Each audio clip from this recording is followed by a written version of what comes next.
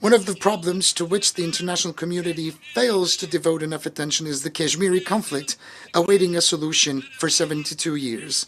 The stability and prosperity of South Asia cannot be separated from the Kashmiri issue.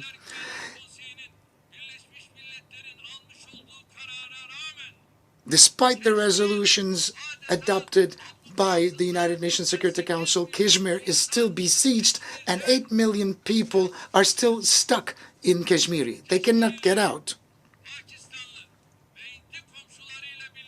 In order for the Kashmiri people to look towards a safe future with their Pakistani and Indian neighbors, it is imperative to solve this problem through dialogue on the basis of justice and equality instead of conflict. Another issue that the world seems to remain indifferent is the humanitarian tragedy Rohingya Muslims are currently facing. The Independent Commission of Inquiry established under the United Nations has recorded the existence of a genocidal intent behind the events perpetrated in Myanmar's Rakhine State. Turkey will continue to carry out its initiatives and endeavors to ensure the security and fundamental rights of the Rohingyas, as well as the humanitarian relief activities we have undertaken since the first day.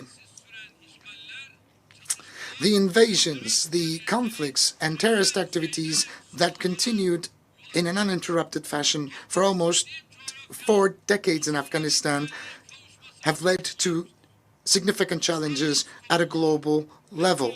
It is nighttime for peace and security to be restored. This is up to us to assume responsibility and take up action.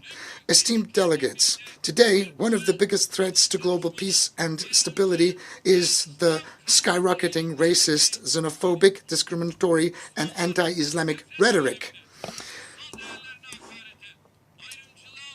Muslims are ranking number 1 who are the subjects of hate speech, discrimination, and defamation against their sacred values.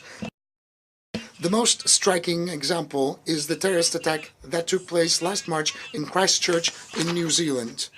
Just like the terrorist attack targeting Muslims in New Zealand was unacceptable, the acts of terrorism targeting Christians in Sri Lanka and Jewish communities in the United States are equally wrong and unacceptable. We are responsible for turning this disease into a raging insanity. The populist politicians seeking to garner votes by provoking these tendencies, as well as the communities normalizing hate speech under the pretext of freedom of expression, are in the leading spots, and they are the ones to blame. The prejudice, the ignorance and bigotry, as well as the attempts of marginalization towards the migrants, particularly the Muslims, pave the way for the rising of these morbid tendencies. This scourge can only be defeated by common will and efforts.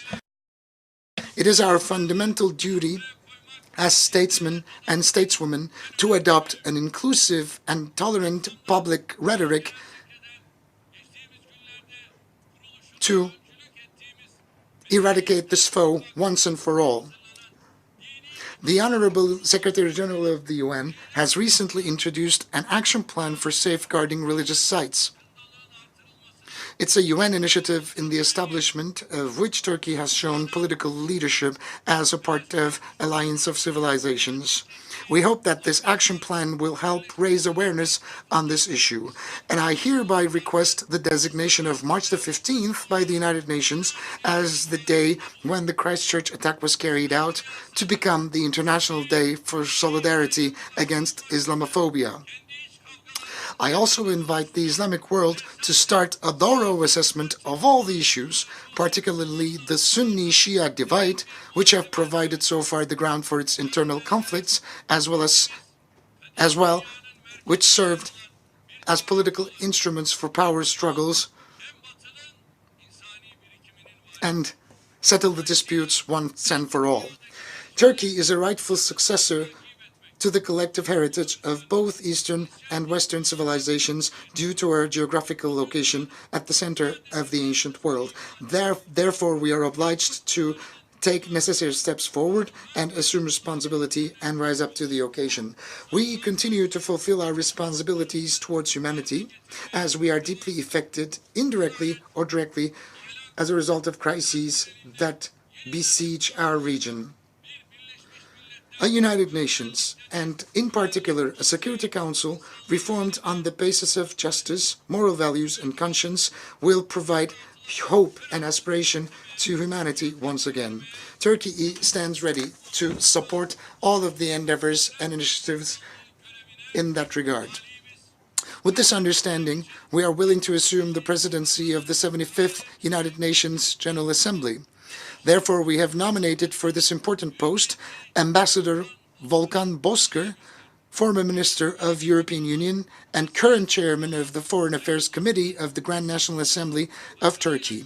We have full confidence that Mr. Bozkır, a seasoned diplomat and politician, will shoulder this responsibility very successfully. I believe you will not spare your support to him. Istanbul, the biggest city in Turkey, currently hosts various UN regional agencies, and we would like to turn Istanbul into a bigger regional and a global hub for the United Nations. The United Nations Technology Bank for the least developed countries became operational in the vicinity of Istanbul last year. We also appreciate the positive and encouraging reactions we have received in return for our proposal to host a United Nations Youth Center in Istanbul, which I have announced last year from this very rostrum. The members to the UN Group of Friends of Mediation that we co-chair have reached 59. We have carried this UN initiative into the Organization for Security and Cooperation in Europe and the Organization of Islamic Cooperation. I believe that it is within our reach to find fair, equitable, and conscientious solutions to all of the global challenges that we face. And I would like to conclude my remarks with the following wishes.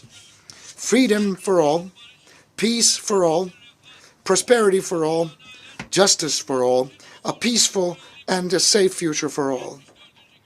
I wish the work of the 74th session of the UNGA to be successful. I greet you all with my most heartfelt emotions, with love and respect on behalf of my people. Thank you.